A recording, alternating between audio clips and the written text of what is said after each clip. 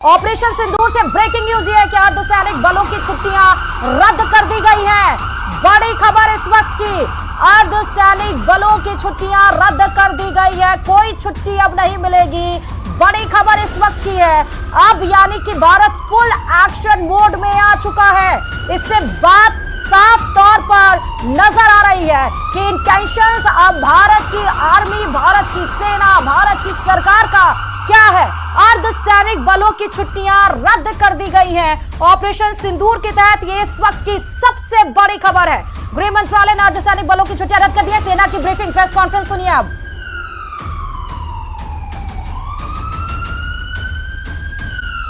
अमित जी, मैं आपको रोकना चाहूंगी। अमित शाह ने बीएसएफ के डीजी से बात की है। गृह मंत्री ने जम्मू कश्मीर के सीएम एलजी से बात की, लोगों को सुरक्षित जगह पहुंचाया जाए।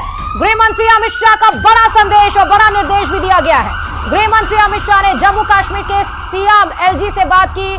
अमित शाह ने बीएसएफ के डीजी से बात की है और कहा है कि लोगों को सेफ, सुरक्षित जगह पर पहुंचाएं।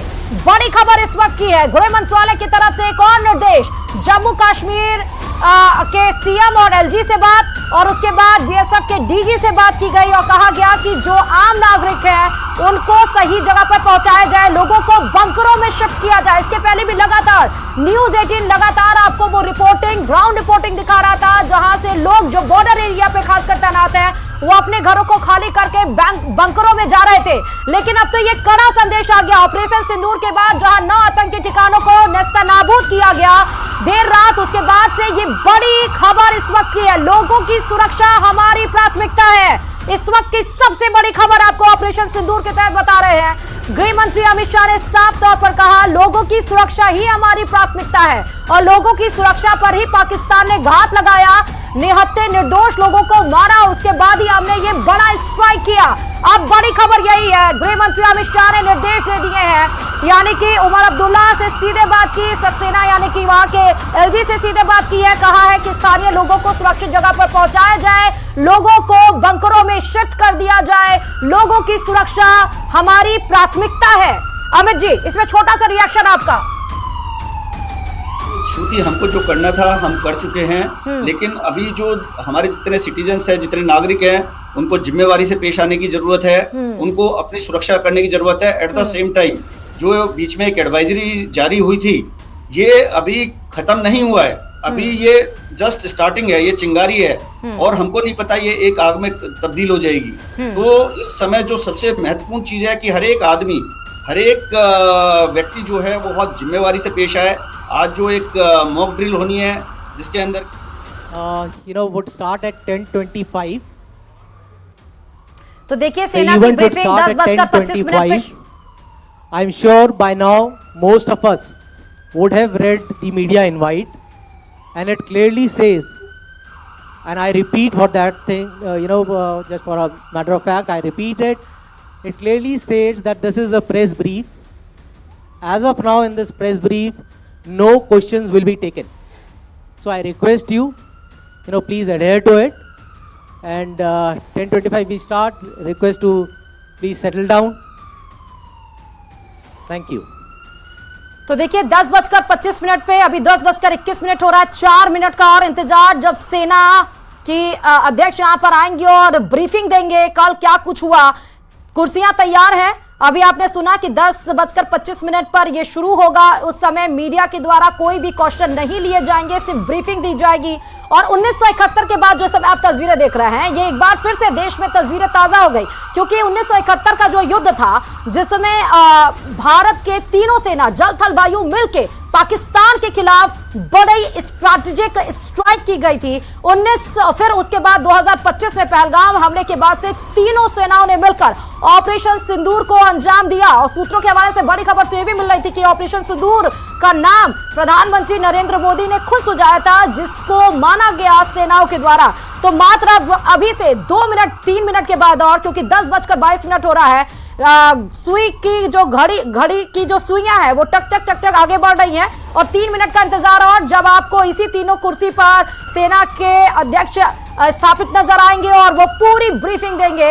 इस समय दुनिया नहीं, पूरे विश्व की नजरें इस पर टिकी हुई है, क्योंकि जब ये बड़ा हमला हुआ, प्रधानमंत्री नरेंद्र मोदी तो खुद इसको देख रहे थे, पूरी रात भर पूरी स्ट्राइक को देखते रहे। उसके साथ साथ रक्षा मंत्री राजनाथ सिंह ने सेनाओं के अध्यक्षों से सीधे बात की और यहां तक कि एनएसए अजीत डोभाल ने सीधे मार्को रूबियो से बात की और उन्हें कहा कि हमारे पास बकायदा प्रूफ्स थे, जो लोग वहां पर मरे, जिनका सुहाग उजड़ा, उनके हमारे पास स्टेटमेंट्स थे, हमारे पास पूरी वीडियोग्राफी थी, पूरे फोटोज थे, जिसके तहत हमने ये बड़ा स्ट्राइक किया है। और इसके साथ साथ इजराइल ने तो ये कह दिया कि भारत ने सेल्फ डिफेंस में ये हमला किया और जिसको सार्थक बताया। ना सिर्फ इजराइल, ना सिर्फ रशिया, तुर्की, तमाम वो देश इस समय भारत के साथ खड़े हैं। ये बहुत अहम तस्वीर है। दूसरी तस्वीर आप ये देखिए, वो 9 ठिकाने हम आपको दिखा रहे हैं ताबड़तोड़ तरीके से, जहां पर भारत ने कल एयर स्ट्राइक की है। तो ये 9 ठिकाने जहां पर नेस्तनाबूद कर दिया गया और भारत ने साफ तौर पर यह भी कहा, सेना ने कहा कि जस्टिस इज सर्व्ड, यानी इंसाफ कर दिया गया है और हमने उसी जगह पर किया स्ट्राइक जो आतंकी पनाह है, जो आतंकी ठिकाने हैं, जो आतंकी संगठन है। ना हमने सैन्य ठिकानों को छुआ, ना हमने इकोनॉमिक सेक्टर को छुआ, ना उनकी सेना के किसी को मारा, ना आम नागरिकों के ऊपर हमने किया जो बौखलाया पाकिस्तान करता है। जिस तरह से उसने पहलगाम हमले में 26 लोगों को मौत के घाट उतारा, जो निहत्थे निर्दोष थे, वो हम नहीं करते हैं। और ये स्ट्राइक के जरिए मैसेज भी दी गई है। एक तरफ आपको ये भी बता दें कि किन किन जगहों पर ये 9 स्ट्राइक की गई है, जहां पर बहावलपुर, जो कि जेएम मुख्यालय है, भारत पाक सीमा से 100 किलोमीटर दूर है। एक तरफ वो तस्वीरें, क्योंकि 10:24 हो रहा है, 1 मिनट मात्र बाकी है जब सेना की ब्रीफिंग यहां पर की जाएगी और सभी शांतिपूर्वक सुनेंगे कि सेना ने क्या स्ट्रैटेजी, कैसे, कब क्या किया है और आगे की स्ट्रैटेजी तो नहीं कोई बताता है। लेकिन हाँ, बौखलाया पाकिस्तान जरूर आज इसको देख रहा होगा कि आज सेना क्या कुछ ब्रीफ करने जा रहा है। बहावलपुर जो आप इस समय देख रहे हैं, ये जेएम मुख्यालय है, जहां जो भारत पाक सीमा से 100 किलोमीटर दूर है। वहीं मुर्दिके की जो हम बात करें, जो कि एलईटी कैंप है, जहां पर 26/11 हमले से जुड़े आतंकी यहीं से प्रशिक्षित हुए थे। यानी आप मान सकते हैं कि ऑपरेशन सिंदूर के तहत पहलगाम का तो बदला लिया गया। थोड़ी देर में सेना की कॉन्फ्रेंस होगी, प्रेस कॉन्फ्रेंस, थोड़ी देर में सेना की प्रेस कॉन्फ्रेंस होगी।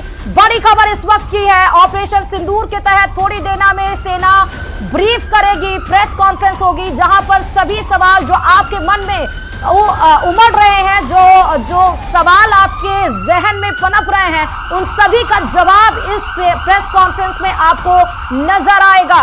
तो थोड़ी देर का इंतजार और जब सेना की प्रेस कॉन्फ्रेंस होगी। और उसके पहले हम आपको बता रहे थे, वही मुर्दिके जो 26/11 का एक तरह से आप समझे कि ऑपरेशन सिंदूर के तहत पहलगाम का तो बदला लिया ही गया, साथ ही 26/11 में जो हमला हुआ था, एक तरह से इस ऑपरेशन सिंदूर के तहत उसका भी बदला ले लिया गया, क्योंकि यही एलएटी कैंपस है जहां पर 26/11 हमले से जुड़े आतंकी ट्रेनिंग लिए थे। तो थोड़ी देर में सेना की प्रेस कॉन्फ्रेंस होगी। उसके बाद तीसरा हम आपको बताएं तो गोलपुर यानी पीओके, जो कि पुंछ और राजौरी हमले से जुड़े आतंकी यहां पर रहते थे, उसको नेस्तनाबूद कर दिया गया। सवाई एलईटी कैंप, जो कि पीओके का है, सोनमर्ग, गुलमर्ग और पहलगाम हमले का मास्टरमाइंड यहां पर बताया जा रहा है कि था। उसके बाद बिलाल कैंप, जो कि जेएम लॉन्च पैड है, उसको हमने खत्म कर दिया। कोटली एलईटी बम्पर्स कैंप, जो कि जहां पर 50 आतंकियों की क्षमता थी, उसको हमने नेस्तनाबूद जमींदोज कर दिया। और उसके बाद बरनाला कैंप, जो कि राजौरी के सामने है, उसको हमने उड़ाया। सर्जल कैंप, जो कि जेएम सांबा कठुआ के सामने है, उसको हमने गिराया। और उसके बाद महमूना कैंप, जो कि एचएम ट्रेनिंग सेंटर है सियालकोट का, उसको हमने मार गिराया ऑपरेशन सिंदूर के तहत। और बड़ा ये स्ट्राइक मारा जा रहा है। आप ये देखिए कि जब उरी हमला हुआ था तो 10 दिन के बाद भारत ने उसका बदला लिया था। उसके बाद पुलवामा हमला हुआ 2019 में, तो 2019 में हमने